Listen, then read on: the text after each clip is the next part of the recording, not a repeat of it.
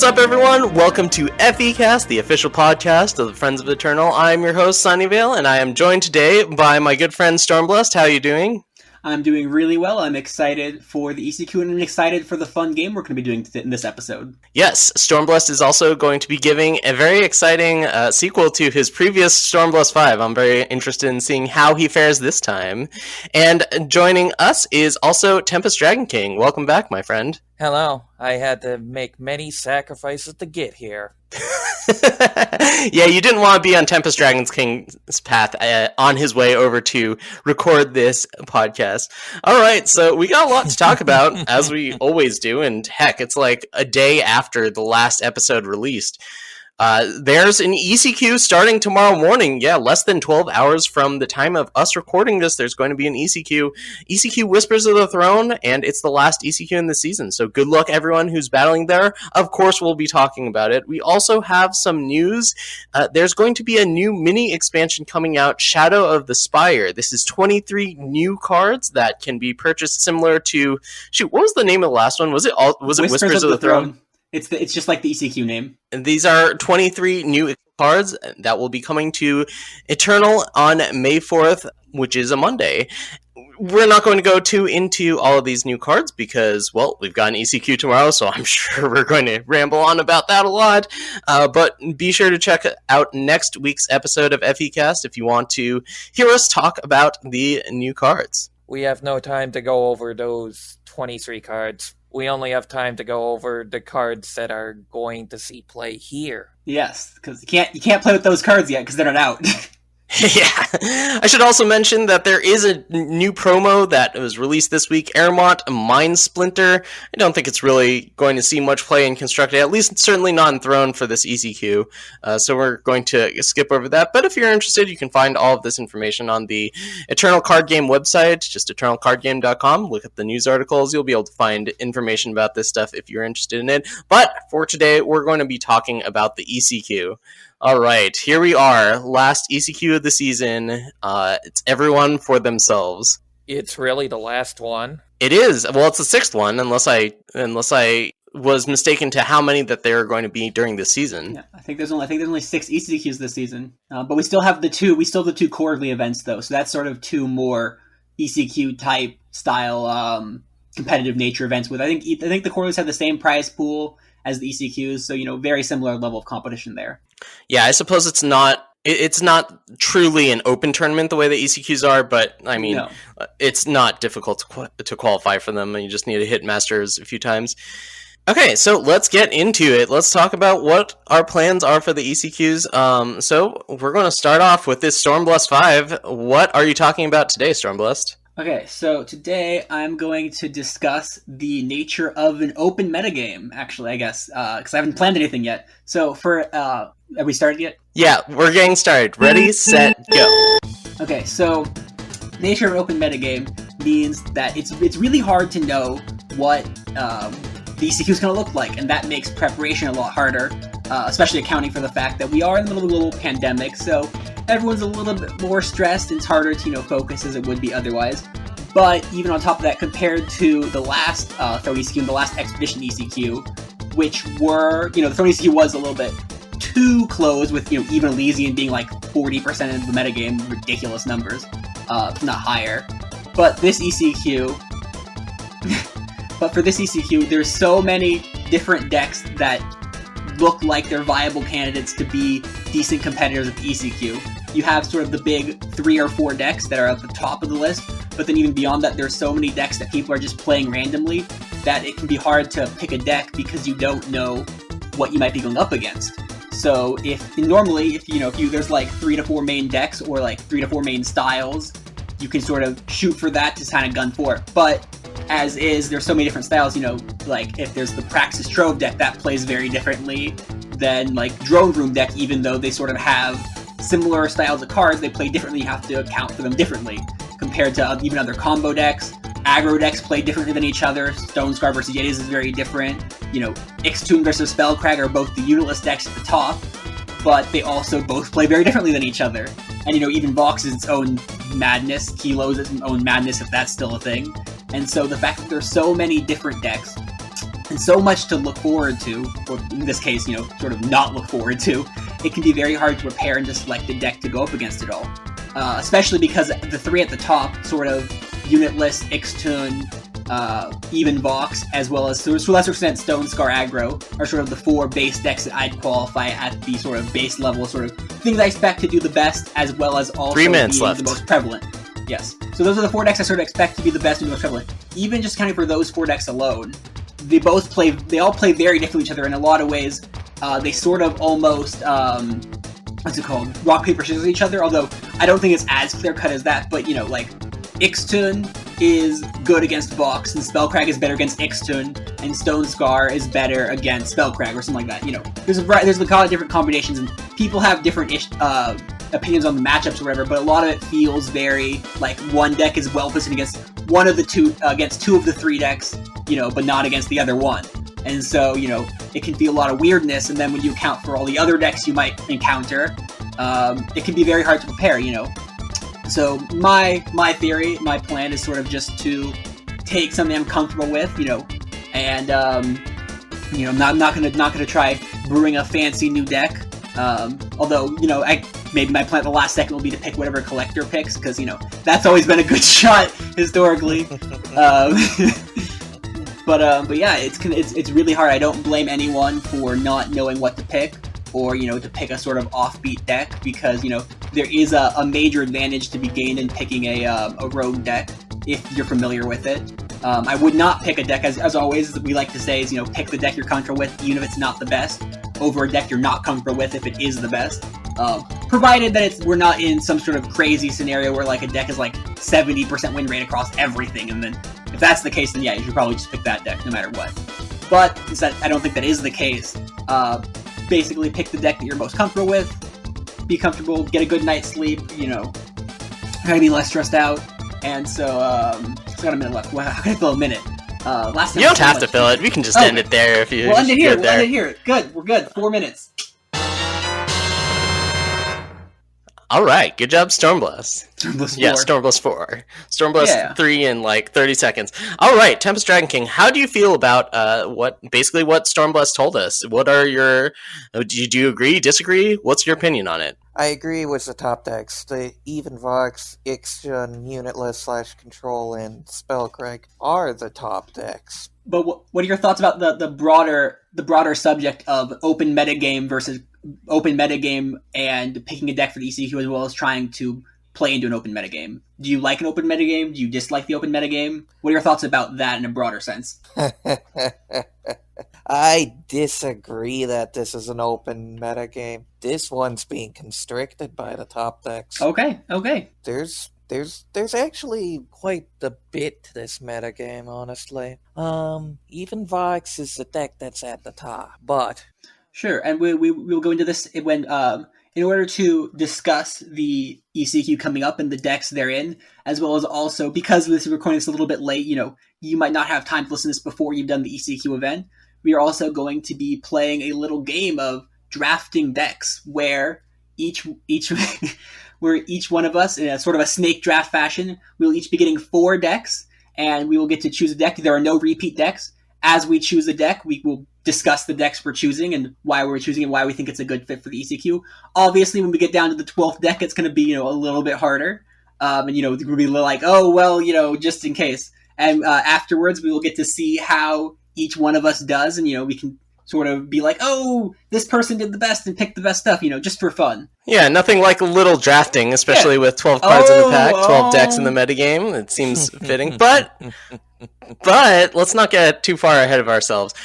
So, Stormblessed, do you think this is an open metagame? TempestDragonKing, you think that there are 4 decks at the top? That's pretty clear. Does that mean that you're only playing one of those 4 decks? Sorry? Not necessarily 4 decks. Well, not necessarily 4 decks at the top, but there's decks that are clearly better than others, but then there are decks that just take them out. So my thought is that I don't think that we're going to see a deck have 20% of the meta. Although I think even Vox probably should be 20% of the meta, at least, in a sort of like a general sense. Although that's hard to say, because, that's like trying to, like, in an ideal optimized world, like what is it? in the pure world of physics, a dog is a sphere. We don't live in a pure world of physics where dogs are spheres. That is a true thing, by the way. In the pure physics, dogs are spheres. But anyways. Stormblessed, this is an English-speaking podcast, please. Come on, the listeners. That's a topic for another night. This isn't an anime. New Stormblessed 5, dogs are spheres. But anyways. Oh gosh. Okay, and before I meet Stormblessed. Anyways, my point is that I don't think that a deck is going to be 20% of the meta, and so I think that means that it's going to be pretty open.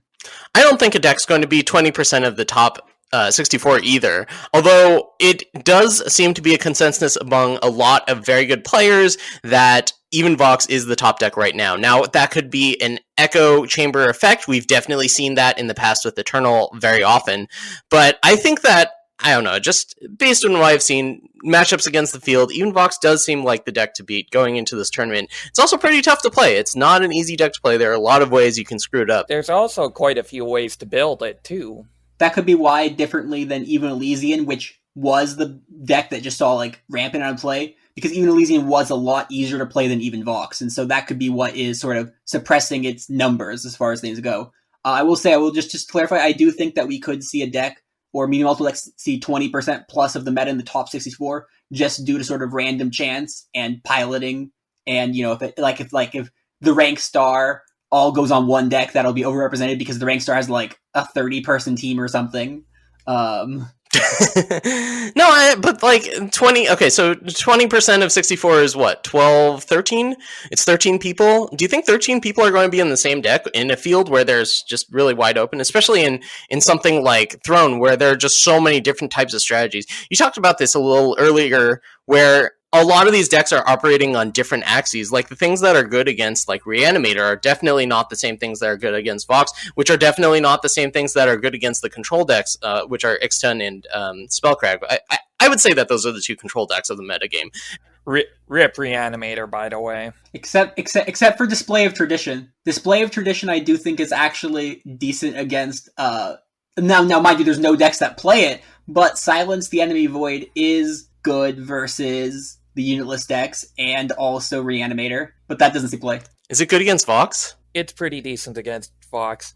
There's no deck for it. The problem is that the deck gets upvalued by the other control decks. Yeah. If there was another like week or two, possible that could see a deck built around it, but this juncture, I think it's too late to build a deck for Display of Tradition, but I do think that is potentially a decent card in the metagame, actually. But anyways, that's minor tangent aside. So yes, anyways. One of them's probably going to see the top 64. So if you're playing in this weekend, what are the decks that you need to be aware of? Do you think it's those four decks? Because I think it's those four decks. I think that going into this weekend, I need to be aware of Stone Scar, Even Vox, Ixtun, and Spellcrack. Those are the decks that I want to be aware of. Maybe replace Stone Scar with Yetis as the aggro deck of choice. I've definitely seen a lot of Yetis recently. You also want to be aware of those Yetis and Felon Mill. Yetis is just so bad versus Blight Moth. As bad as Blight Moth is versus Yetis, they can still overpower it, and they sometimes run Drone Room. Drone Room is really scary sometimes. Actually. Yeah, a member of the Discord, Chamomilk, who has a knack for breaking metagames right before tournaments with aggro decks, posted a list that it uses Grenadin drones in Throne Room, and I got destroyed by it. I've only seen it in action one game. Maybe it's too inconsistent to be real, but holy cow was it explosive. On turn 3 or 4, I was facing down a Duraka, a Face Aegis, a Throne Room, which was about to get an island, and, like 2 or 3 units from my opponent that I wasn't able to answer in time. Can't really be turn 4 because you have to hit them 3 times in order to trigger Duraka, but yeah. Oh, it can be turn 4, alright. Sorry, did I say 4? I meant turn 3. It can't be turn 3. It can't be turn 3. It can't? Grenadin drone plus a unit on turn 2? Well, no, because if all the units hit at once... Yeah, if all the units hit at once, it only triggers Storm Room once. So if you hit with 5 units at once, it only gives you 1 trigger. Otherwise, Storm Room would probably be actually busted. Oh, my bad. Right. Okay, sure. All right. Well, there were shenanigans going on to let them hit multiple times. Like, I think something like Wumper or something like that. So in any case, like that's another aggro option that just showed up recently that might see some play. All right, well, I guess we just have some different opinions on what the field is really going to look like. Okay, so the 28 games might look pretty open, but as far as the top 64 goes, do you think we're going to see like the players that are known to be the, commonly successful, consistently successful players in Eternal, do you think they're going to be on those top 4 decks, or do you think they're going to be shooting at it from different angles? I'm going to say one thing about this. The person with the Savage Incursion is probably going to win. Wow, that's a bold call. Someone playing Savage Incursion winning, so Felm Mill, basically? No, Savage Incursion is played in the unitless decks now, as a one of. Oh, geez. Because of even Vox. It's that good at putting cards in its void. Yeah, I guess so, huh? You will commonly just get 3 dragons on the field from it. It's also just decent in a long grindy game, which control decks happen to be long and grindy. So if you use Garden, it can act as a Channel of the Tempest for 5. And then later in the game, it can act as a Channel of the Tempest that gives you 3 dragons. So it's usually played as a 1 of, although I have seen some decks played as a 4 of. But I personally think it's just best as a 1 of. Yeah, that makes sense, because it's the case for playing it when you don't have it active is like pretty weak. So it seems like a pretty good market card. It's very conditionally powerful. I think it's a 2 or 3 of for a market card.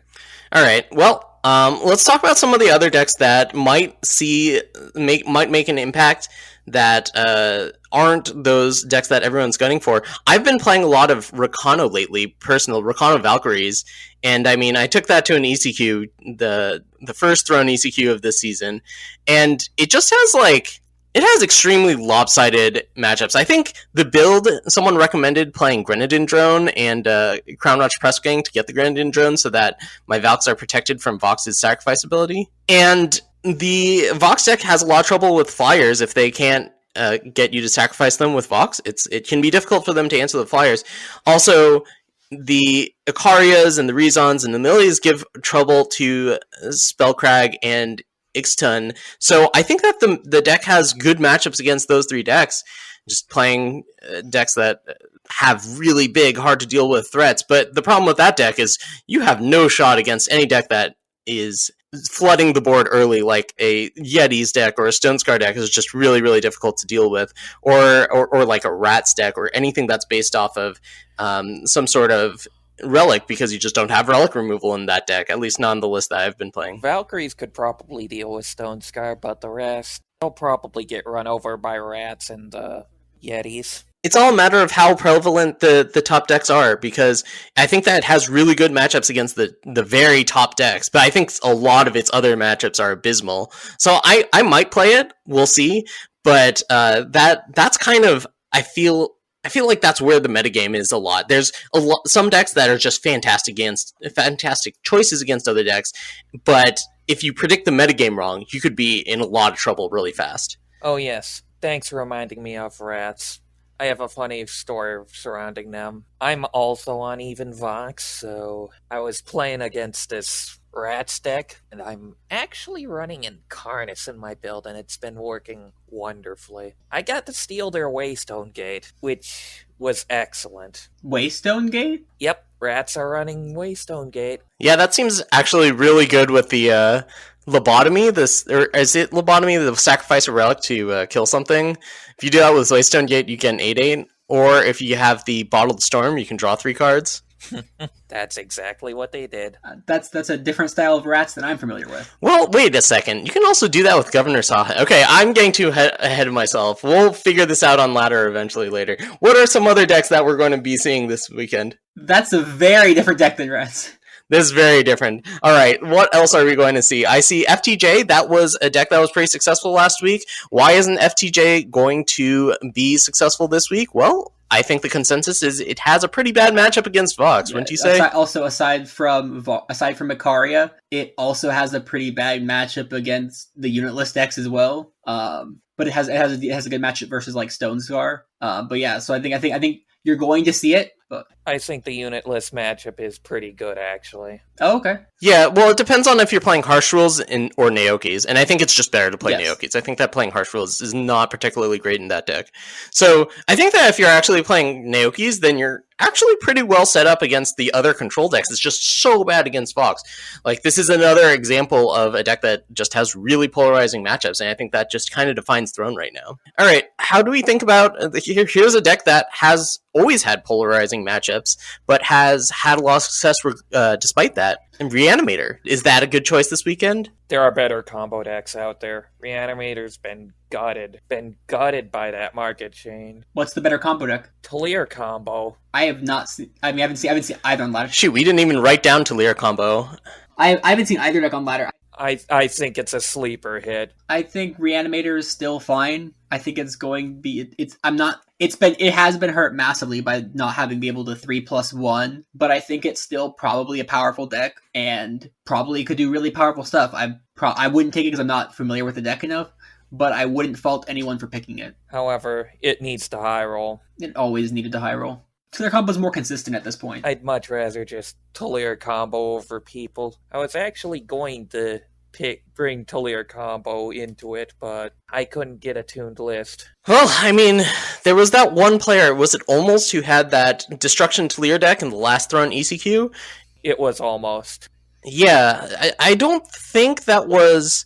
What the market... I don't remember what the market looked like, but I think it was a black market, right? I think that you could basically bring that deck to this tournament, unless I'm mistaken. It definitely is a black market because the Talir combo deck runs like 12 merchants to have extra copies of its combo pieces that is said Talir, and then because your plan is to Talir and then get a merchant to get Kairos, so you want to play black market for Talir combo. So hey, maybe that deck is on the menu. Jeez, everything just there. I mean, I think that the consensus, best decks or whatever might just be a little overblown. But on the other hand, I do expect a lot of the good players to be on those decks. Because, I mean, that's just kind of how card games work, is that people gravitate toward decks, even if it is a really wide open field a lot of the times, based on whatever influences, certain posts on Warcry or people just liking the same deck. People end up being on the same deck.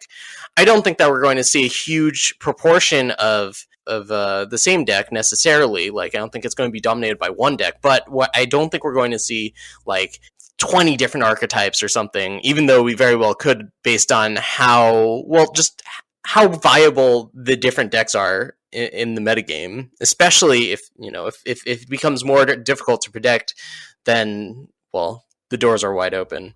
The thing is, I don't think any of those top 3 decks can really handle a well-tuned combo deck. No, and that's why we're seeing some of that.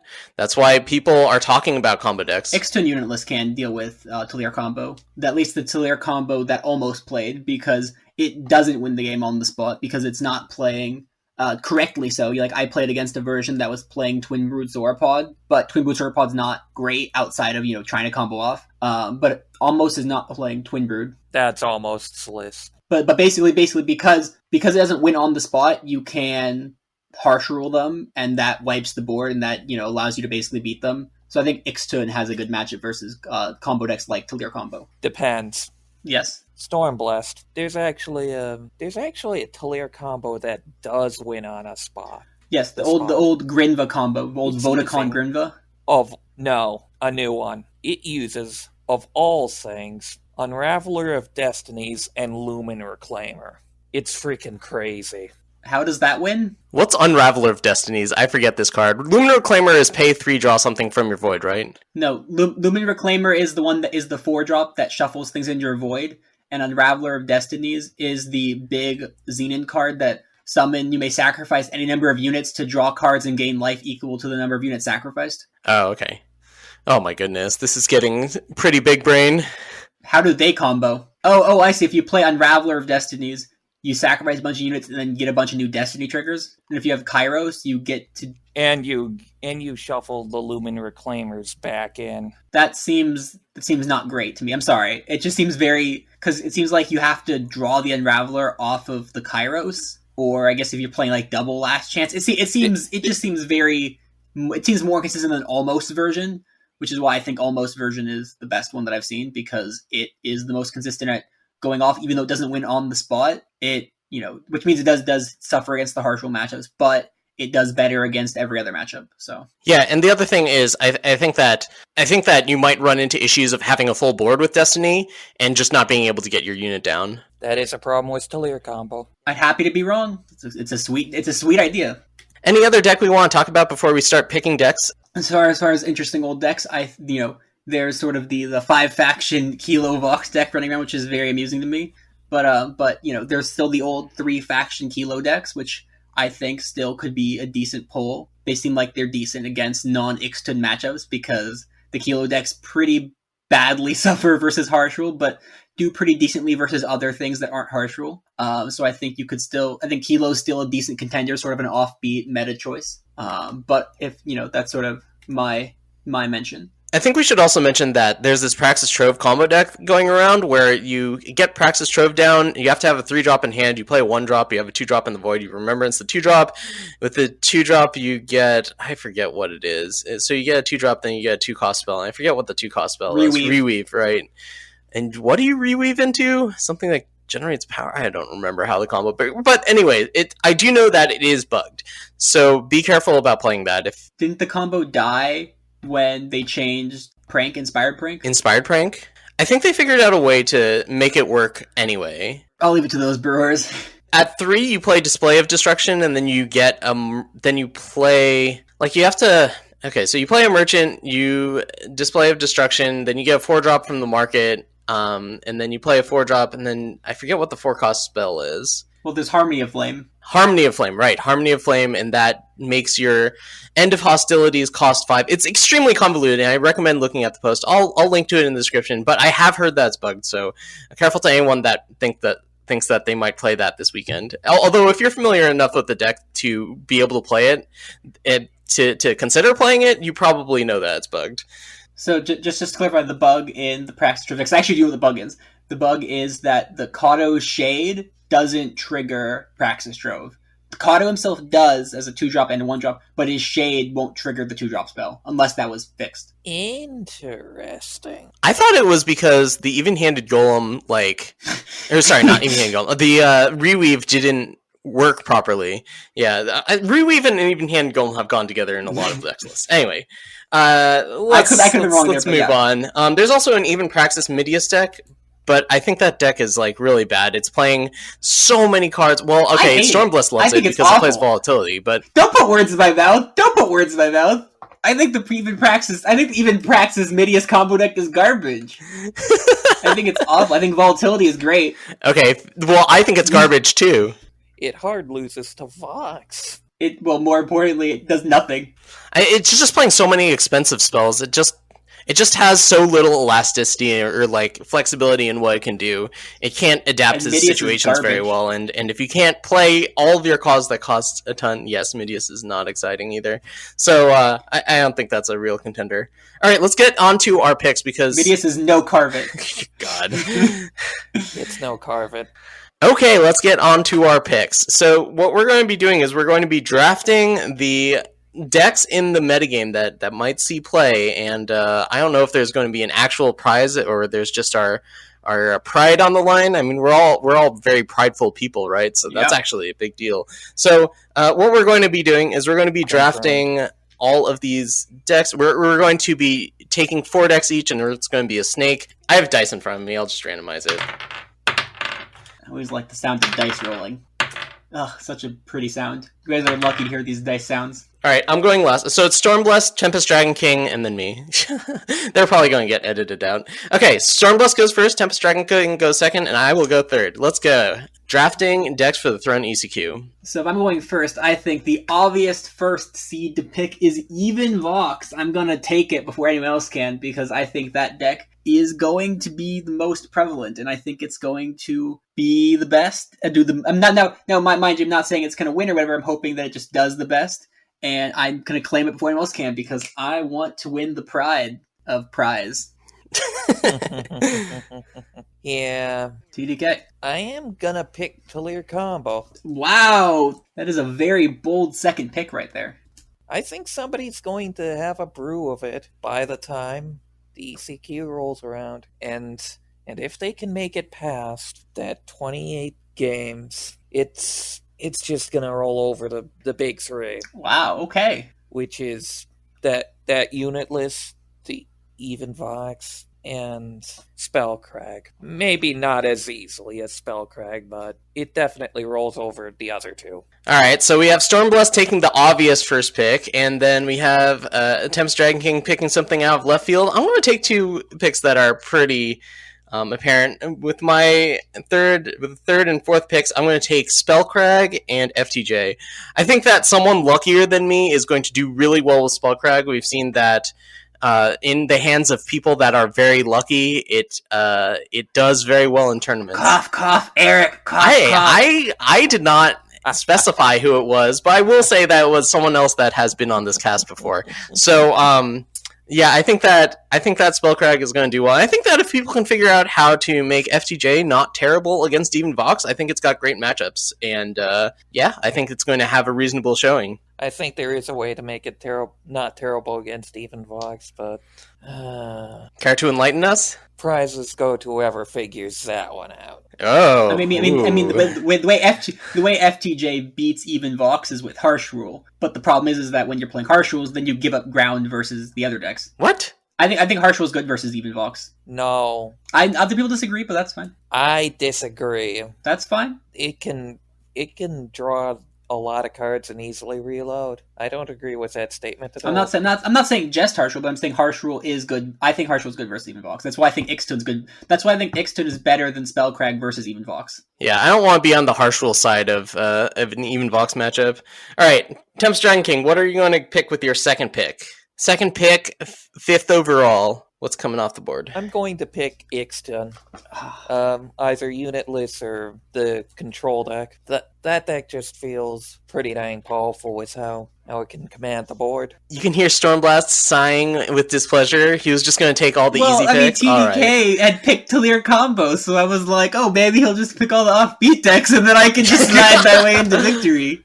Yeah, TDK is going to end up winning this. All right, what's your next pick, Stormblessed? Sixth overall. I get two picks, actually. Yeah, you get two. Well, I'm going to pick Stone Scar Aggro, because I'm going to pick the easy pick, obviously. And then, for my good buddy Batteries, as well as myself, you know, I helped work on the original list. I'm going to pick Rats. I think Rats is a cool deck. I'm going to hope that Rats does some cool things at the ECQ. I think Batteries is going to do some cool things at the ECQ with Rats. I mean, he might go with Glimpse instead. But oh my god! But I think Rats is cool. I think Rats is cool, and I think Throne Room is cool. Rats basically was the deck that showed everyone that, oh wait, Throne Room's actually like pretty good. Like Throne Room's probably the sleeper hit of the mini expansion. I mean, it's only been like a few weeks since it dropped, but still, Throne Room was the most underrated card, I think, of the bundle. So yeah, I'm gonna go offbeat Rats just to make things interesting. Sunny. Oh no, sorry, we're going back to TDK, right? Nah, back to me. And what was I gonna pick? Oh yeah, Yetis. Ooh. The other deck that uses Throne Room well. They've got spunk, they've got style. They're gonna go at your face and beat down those greedy decks. At least some of them. All right, very well. Well, I'm going to I want to take Valkyries. For my third pick, because I think that the matchups are really lopsided, and if someone runs into the right matchups, I think that they could do really well with it. Granted, they have to avoid a lot of really, really, really bad matchups, but I mean, I think that playing Ikaria, and I think that playing Amelie and Rezon, I think those are all very powerful cards right now. What else? Valkyrie Enforcer. They are very powerful cards. Yeah, so for my last pick, I have to wonder if Drone Room is different enough from Yetis to be able to pick it. Are we? I think it is. Okay. I don't think Drone Room plays the Yeti site, for example. Yeah. So I'm going to take Drone Room, and the reason for that is because I've seen Cam Milk break too many minigames the week before the tournament to not take it with my last pick. I mean, it's kind of a freebie. All the other decks are off the table, right? So I think that Drone Room is going to have a surprise breakout tournament, and I think that in a week we're going to be like, we're sick of seeing Drone Room on ladder. So that's just what's going to happen. I'm not actually that confident that that's what the case is, but it would be one of those like times where you roll your eyes and you're like, of course it happened. So that's what I'm going with. Induction tells me that's going to happen. Yeah, let's just extrapolate. All right, TDK, you're up. Cambrai Ramp. There's going to be that one dingus that runs big Cambrai, and they're going to have 4 tokens. It's going to be incredibly irritating to at least even Vox, and it's probably going to be irritating to Spellcrag? Spellcrag runs Garden of Omens. It's going to irritate somebody. Sure. And they're not going to like when they can't use their spells because of Tokus. I mean, Cambrai is one of those decks that, like Rakano aggro, sort of just always shows up again. Yep. Last Throne event, well, it showed up as aggro, but, Teacher was nerfed, and, there was a couple nerfs there, and Defiance was buffed. But yeah, I could definitely see Cambrai mid-range being a decent pick. It fields big dudes, it ramps, it plays greedy relics sometimes. There's a lot of forms to it, and it's going to make a splash in one of them. Yeah. All right, with the 12th overall pick, and in the 4th round, Stormblessed is going to take. I'm sure everyone can guess at home what I'm going to pick. I'm going to pick Volatility! Yay! I love the card. You know that there's a maximum of one person on that deck, and it's you, and it doesn't sound like you're going to play a Volatility deck based on what you're talking. I'm going to specify Volatility, but not even practice Midius. I'll accept all of their Volatility decks. Yeah, you just narrowed your chances. I will accept all of their Volatility decks, but boy, do I think even Praxis Midius is so awful that I don't want it to represent my love for this card, because, oh my god, Midius is so bad. Which Volatility? Volatility... Look, if you can claim Ixtun, I feel like Volatility is like so much of like off-ball. I think you can give me just 4 Volatilities in a deck. I think you can give that to me. Yeah, Commissioner rules, you can pick Volatility only if you specify that you're not taking Midius combo. Not taking the obvious. So. Sure. Or actually, what I should say, no, you have to take Midius combo also. Oh my so God. if you want to take Volatility, Midius combo. Fine, I'll pick it. No, I'm just kidding. Okay, so some terrible Volatility control deck is Stormblessed's last pick. All right, all of you Stormblessed fans out there, make him proud. Let's see it. Volatility in the top 4 of the CCQ. Just to recap the draft for everyone out there listening who isn't taking notes, which is a big mistake. You should always be taking notes for FECast. That was a joke. It was presumably better than my jokes last week, which hopefully no one took notes of. Okay, so with the first overall pick, Stormblessed picked even Vox and subsequently picked SS Aggro, Stonescar Aggro, Rats, and various Volatility control, but not even Praxis Midius. With the second overall pick, TDK picked Taller Combo, Ixtun, Yetis, and Cambrai Midrange and Ramp. And with the third pick, I picked Spellcrag, FTJ, Valkyries, and Drone Room. So we'll see who comes on top next week. I don't know what our metric is going to be, but it'll probably be pretty obvious, or at least you can spend the entire cast next time arguing, but only after we talk about the results of the tournament, of course, and also the new cards that are going to be coming out about a week after the ECQ. I'm sorry, Ikaria, we're too tired to discuss you again. We discussed you already in the podcast. We have no time to discuss the not you introduced. Yes, it is past midnight on the West Coast where Stormblessed and I live, and TDK is in somewhere that it's later. So we're going to wrap things up here now. Good luck, everyone playing in the ECQ. Thank you, everyone, for listening. Share FECast with your friends. Join the Discord. It's the best place to get better at competitive Eternal, or at least, get more in touch with competitive Eternal. Links are in the description. Thank you to our patrons at patreon.com, Chamomile, Work Done Son, Yeast Out, D-Dub, and Chrissy A. Thank you very much for supporting FECast. You make this show possible, along with other initiatives that maybe in the future with Friends of Eternal. If you would like to support the show, you can head over on to patreon.com/Friends of Eternal, and you will have my eternal gratitude, and you will get a neat little shout out. And if you donate at the $10 a month level, you get a shiny new Discord role for the Friends of Eternal. So don't miss out on that. Give us your money. Plus, you too can be on the podcast. Oh yeah, if you are a patron, you have an open invite to FECast. Although I think only Cam Milk has really taken us up on that. I guess D-Dub has been on once. Cam Milk's been on a couple times, but that's about it. Anyway, thanks for listening. Good luck, everyone. Thanks for joining me, TempestDragonKing and Stormblessed. I'm going to melt into the bed now. Good night, TempestDragonKing. Yes, good night, TempestDragonKing. Good luck, everyone, this weekend. And until next time, we will see you in the friend zone.